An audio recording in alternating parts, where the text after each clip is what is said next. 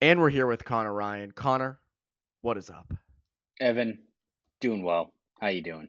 I'm doing great. I had a tough start to my Monday, though. As people know, we record this on Mondays. So I got up at 5 a.m. on Monday. People think, wow, Evan, you're crazy. And you'd be Sick correct. brag. Sick brag. I was going to the gym. I had to go before work. I had to Of start work at 8. course. Had to go to the gym. Couldn't do it after. I had to go before.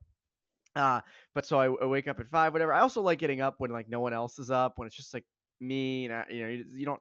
It's just you just get to go right Just out. you just making gains in peace. No stress. It's perfect. I mean, like the house too, just like leaving and waking up and the whole big thing, whatever.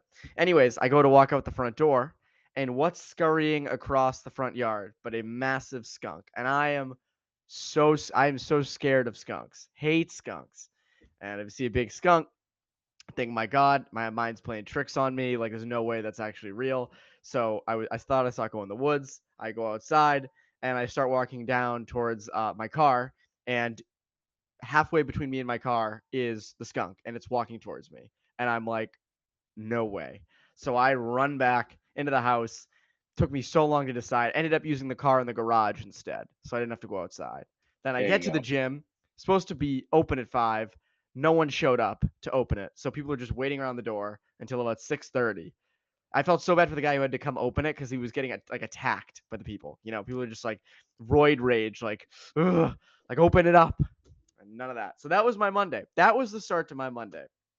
I implore you to have a worse Monday than me. That was a tough start, but we're here now, and that's all that matters. We are here. Yeah, I was gonna say mine was much less eventful. I got a Dunkin'.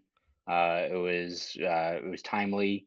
I didn't hit any traffic, and I went to Warrior and I watched some hockey. So that was That's that was my that was my riveting Monday. that's a way better Monday. Yes. It's funny you mentioned your tweets about dunks, by the way, about how they always, mood when I get like an extra hash brown. Now that I'm more like open to it or like aware of it, I've been getting more hash browns lately. Like I'll be getting like 7, 8. I'm like, damn, I think it's that's like a just calm good or day. just having like a positive mental mindset, or maybe just playing tricks on you. Maybe it is still just five and you're not paying attention. You just think, yeah, your mind's playing tricks on you. Whatever it is, it's better to have that positive thinking than like be dwelling on the fact that maybe you're still gonna just get saddled with five, or God forbid, four. God forbid 4. You can't be having 4. That No, cannot be happening. that would ruin my Monday. That would ruin my Monday as well, as if it wasn't already ruined. But anyways, Bruins practice, first captain's practice of the year was on Monday. You were there.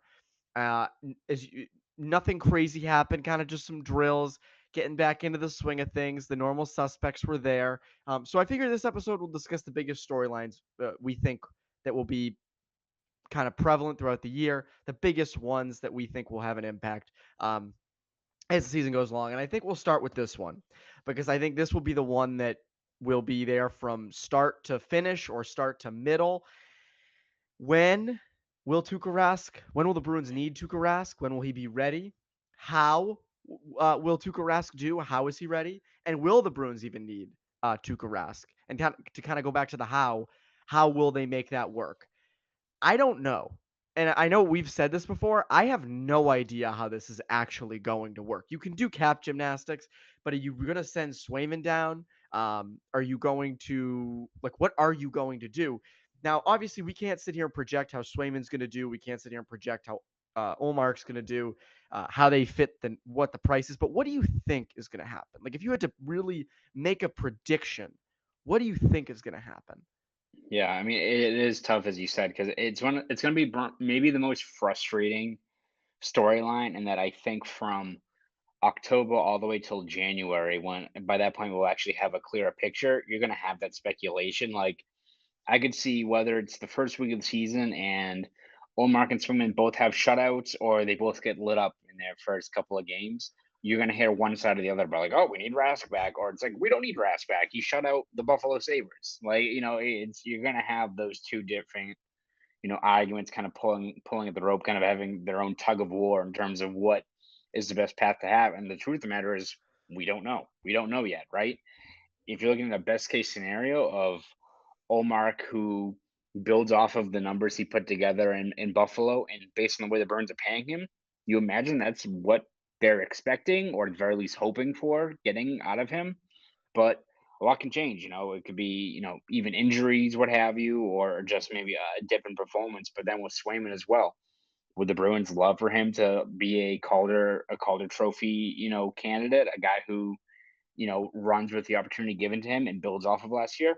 Of course. Is it realistic, or is it, healthy thinking to expect him to do that? No, I think it's better to temper expectations. And if he's the chosen one and all of a sudden, we look at in January and he's got a 268 percentage, that's fantastic. But if you go into it expecting that, you're either going to be disappointed, you're putting way too much expectations on a guy who's still, I think a lot of teams are still looking to get the book out on him. So as for what I think is going to happen, I have to imagine, considering they've talked about it so much, that Rask will be back in some capacity.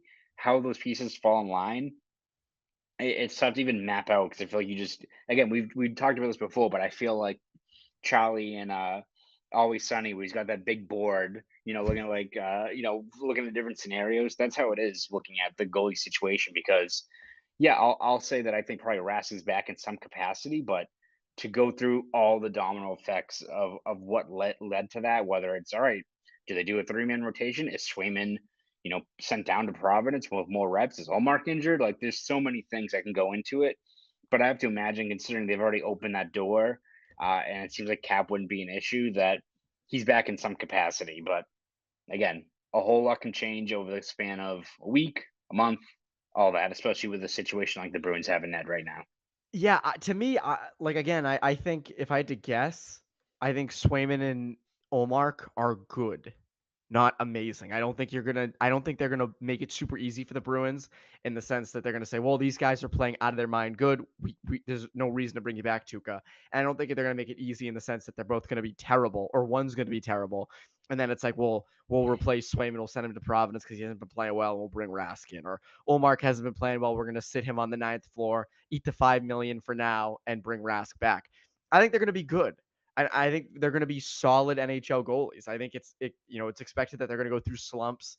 Um, they might not always be tremendous or elite, so to speak, but they'll be good, which then makes the decision all the more hard for the Bruins, who have to say, is Rask worth bringing back?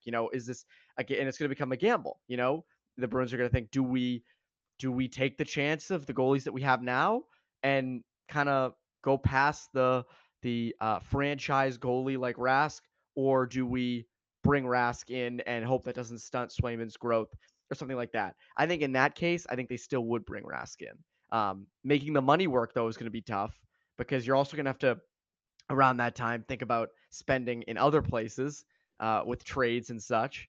And also, again, how long is Rask's contract? Because I remember in that EEI interview, he said something about playing past this year too. Like it's not like this is going to do like half a year and then end it. He expects to be around longer.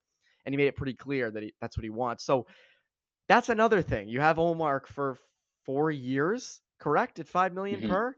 Yep. And you have Swayman who's young and you clearly think highly of. I don't know where Rask fits in that. I don't. I don't, but I think in the long run, they will end up fitting him into that. So I think that's one of the top storylines.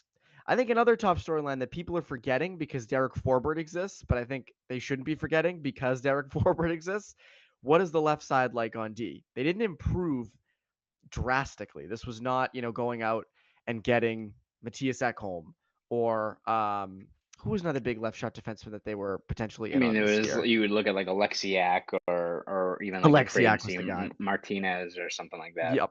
So that would have been a pretty big improvement. But it was Derek Forbort, and Forbort gets you bigger, and he's better killing penalties and such. But how much better does he make your left side? I don't know if it's that drastic. So you're going into the season with Grzelcyk, Forbort, and Riley, however you want to list those. Be my guest. It's probably going to end up being Forbort, Riley, Grzelcyk. How, how does the left side on D play out? I mean, do you think we're going to be sitting here in February saying, "Oh, they got to go out and get a left shot defenseman for the second straight year"?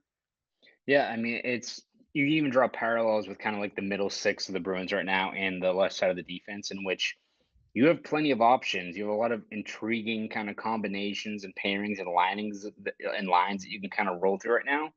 But are any of them like set in stone or enough that you're like, all right, you can pencil that in? Or like if David Krejci was back, you could pencil that second line. Like, all right, if it ain't broke, Hall, Krejci, Smith, good to go. Now you've got a situation where, let's say, just on the left side, you put Forbort with McAvoy, probably still gonna be pretty good. You put most people with Charlie McAvoy, you're probably gonna have a pretty effective top pair. You You could put us put with Charlie McAvoy would be good. yes, well, yeah, remarkably probably. But you look at even Brendan Kahlo with Mike Riley, which they put together good numbers last year in the limited time they were together. Pretty good. You put Grizzly, who also is a pretty good player with Kahlo. Pretty good. Like it's all about just finding the right fit and whether it's just the right mix as opposed to how effective they can be. Because I think if McAvoy takes another big step forward, which I imagine we all think he's going to do, if Brendan Carlo stays healthy, you've got a pretty good top four, regardless of who fits in. Let's say next to Carlo, whether it's Riley or Grizzly. I mean, both guys give you a puck moving option there, a guy that at 5-on-5 can generate offense from the blue line.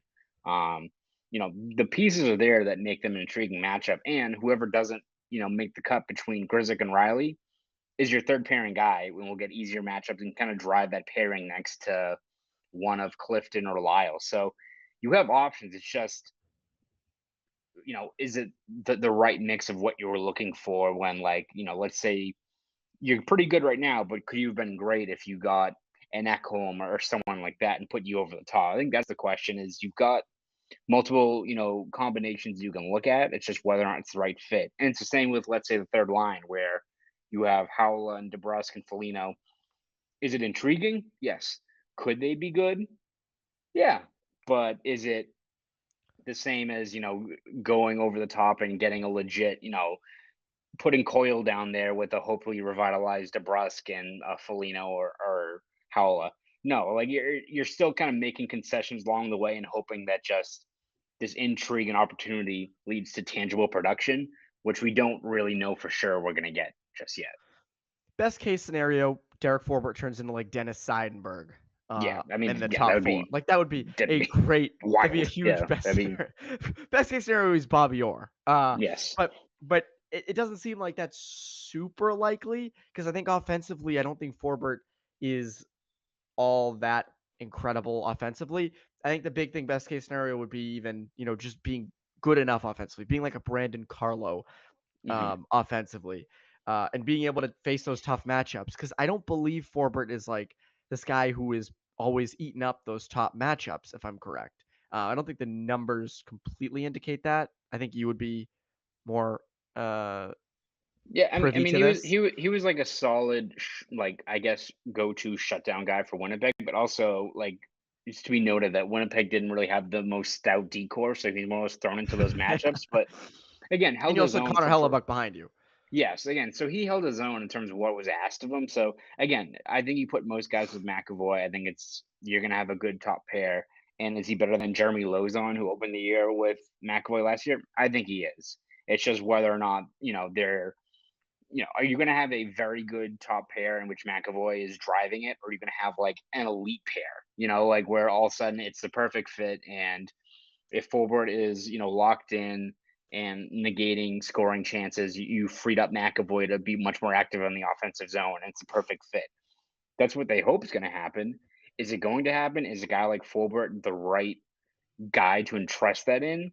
Remains to be seen. I think they're going to be a good top pair, but whether just how much of the ceiling you can chart is going to depend on just how he fits with McAvoy. Because as much as Fulbert, I think is a solid pickup. I feel like whether it's the fact that we didn't see him that much last year in Canada, or he's just not a high profile free agent, so we don't really know that much yet still about Fulbert. Like we know that he's like a big bodied guy, but I think we need to see a lot more tape of him, especially how he fares with this supporting cast, before we get a good picture of what exactly he can bring to this team. For sure. And I think him with his added deal and maybe a little older could be back and better than ever. Mike Riley, Matt Grizzly could also, with their ages, be back and better than ever. So those are the top two storylines. The next two kind of involve each other.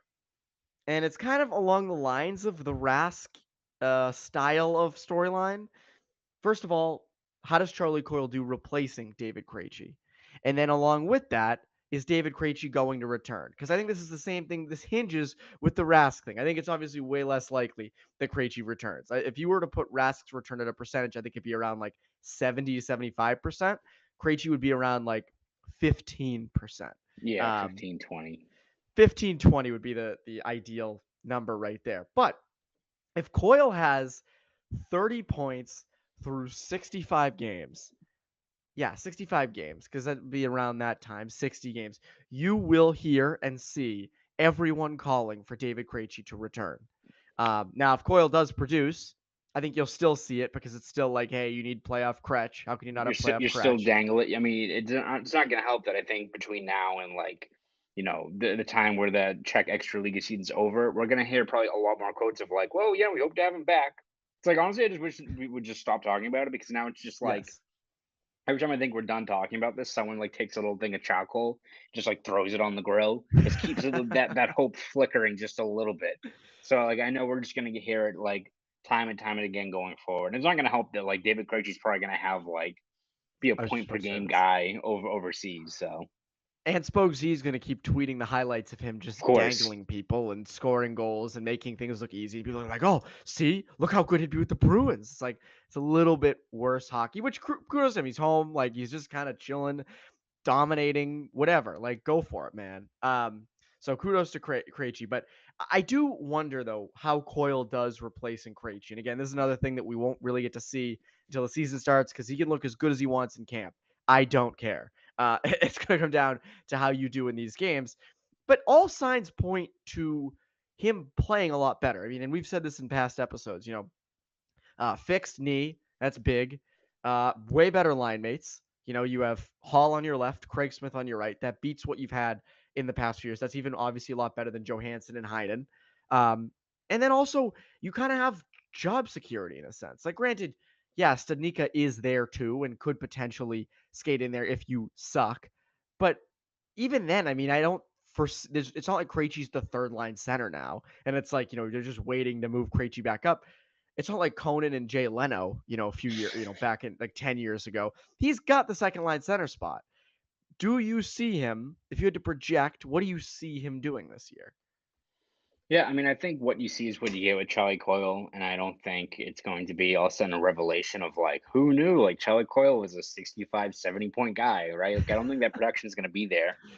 But you have to look at whether or not, as you said, there's a lot of factors working in his favor, whether it be just the healthy knee, the much better alignments. I mean, I think you can also, I think it's better for people if they're projecting this team and this effectiveness of some of these lines to just view Taylor Hall as like the new David Krejci isn't fair to him. And it's not ideally what the Bruins are probably looking for. But when you've got a guy like Taylor Hall who's hopefully building off of the numbers he put together last year, you've got kind of that guy who can make something out of nothing, can drive play even as a winger, that whether it's him, breaking through the neutral zone and generating a grade A look of working with Charlie Coyle as a puck possession guy and opening lanes and getting guys like Craig Smith into grade A ice.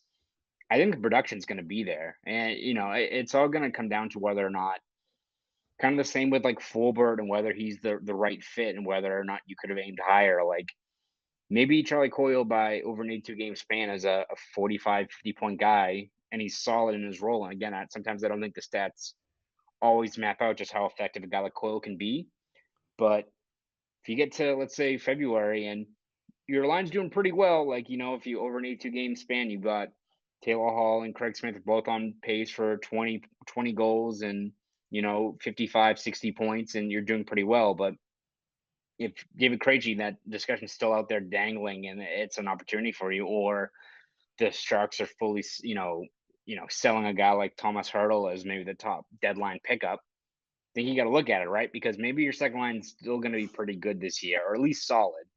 But if you can elevate that, whether it's Krejci coming back or trading for Hurdle, you have to imagine that's on the table. Because again, be a good problem to have, regardless of what the move is. If you move a guy like Coyle back to 3C for the time being, and you have a better solution in there, whether it's Krejci or Hurdle. So it's going to be a thing where even if it's maybe exceeding expectations, I still don't think until the deadline passes and rosters get locked in for the playoffs, where I feel like the Bruins are still going to be evaluating how to improve that strength down the middle, whether it be filling in for Krejci's absence or the other looming question, which is going to be Bergeron and his future going forward, because I think we're going to hear about that quite a bit too over the next couple of months.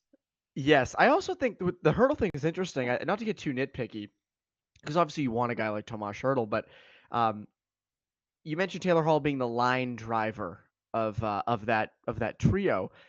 Remember early on when he was playing with Krejci, one of the things he mentioned was he got to play with a right shot center.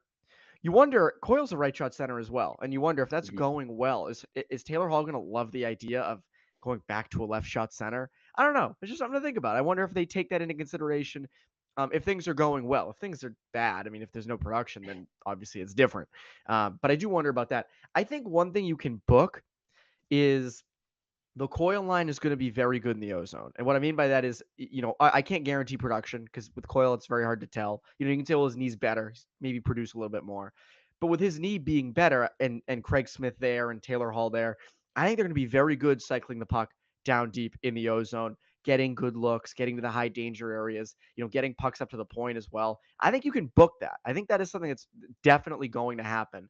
And with that comes goals. It should. I mean, at least it has in the past for Craig Smith. It has for Taylor Hall. Hasn't for Charlie Coyle, but maybe being in between those guys, it can work. Another thing you mentioned is the middle six in general. And I think that's a storyline that's going to be big as well. And this was something I mentioned right after they made all those free agent signings was, yeah, the top, your second line isn't as good, but what you can definitely book is your deeper on lines 3 and 4, and you know that most likely you're going to get a lot more scoring out of those. So maybe that scoring spread out between lines 3 and 4, that's not a bad thing. That's a pretty good thing because you can't shut one line down and have the whole scoring be done. So yeah, I think Coyle's much better this year. I think it's safe to say. I'm very interested to see what that point production is, whether that's 45 points, 50 points, 55, 100, 150 becomes the next Mario Lemieux. But I think it's somewhere around between if you can get between 40 and or 45 points and up, I think you're happy. I think you're good. Mhm. It also I depends agree. on how Craig Smith and Taylor Hall do. So that's kind of what you want. That's your sweet spot.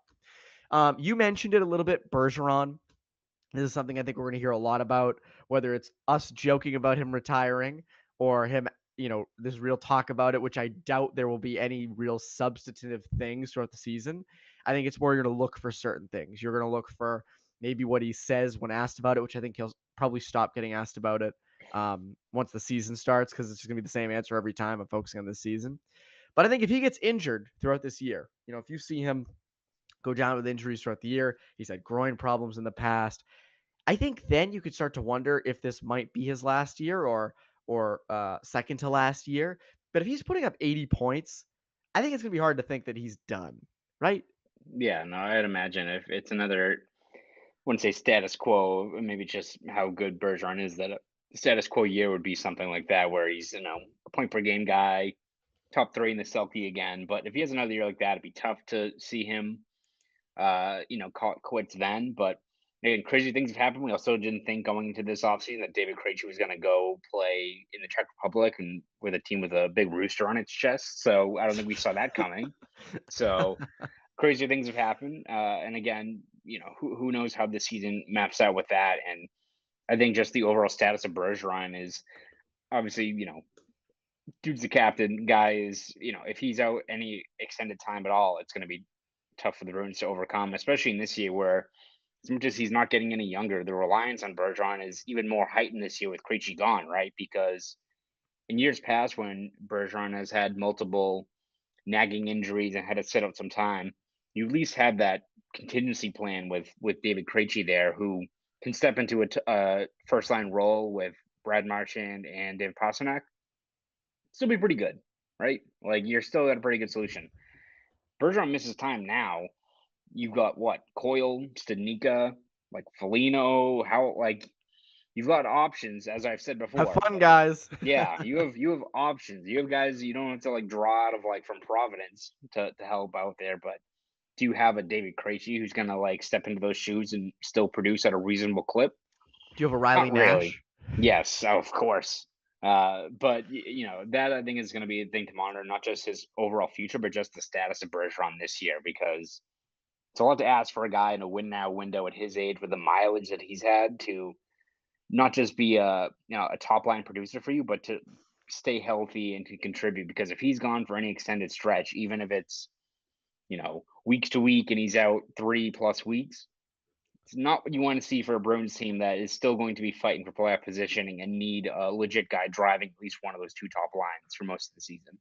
It's funny, in past years, or at least last year, the two irreplaceable guys to me were Marchand and McAvoy. Because as you said, even if you lost Bergeron, you could move Krejci up.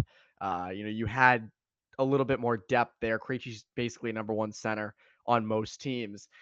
But this year feels like Bergeron's added to that mix. I mean, not to say Bergeron was not irreplaceable before. He was, but you could kind of make up for his production. Marchand, it's a little tougher given everything he does, given the depth at left wing, which hasn't really been much up until when you got Taylor Hall. And McAvoy obviously is the anchor on the back end. Is Bergeron kind of a part of that mix now of guys you can't lose?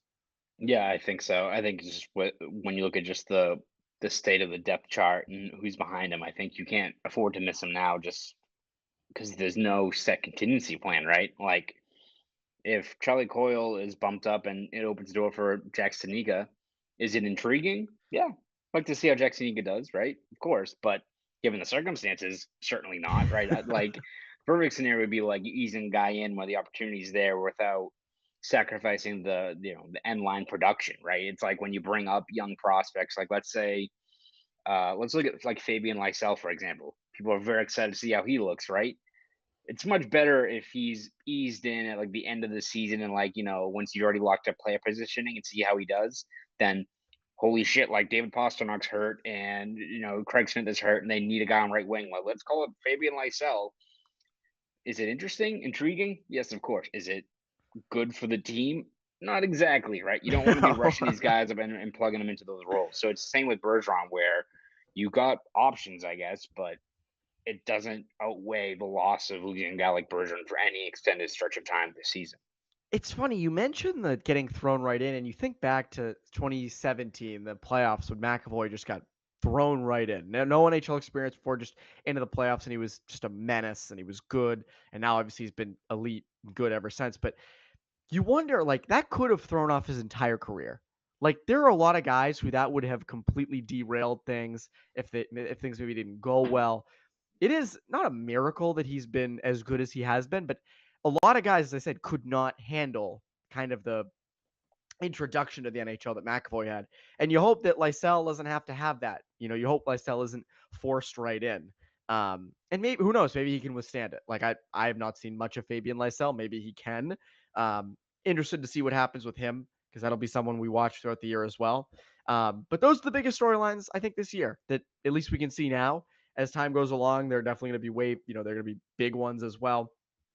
So very interested to see how things all play out. And where better to go see those things play out than over at BSJ, Boston Sports Journal, with you, Connor. What can the people look forward to? What would you like to plug that you're doing at BSJ right now?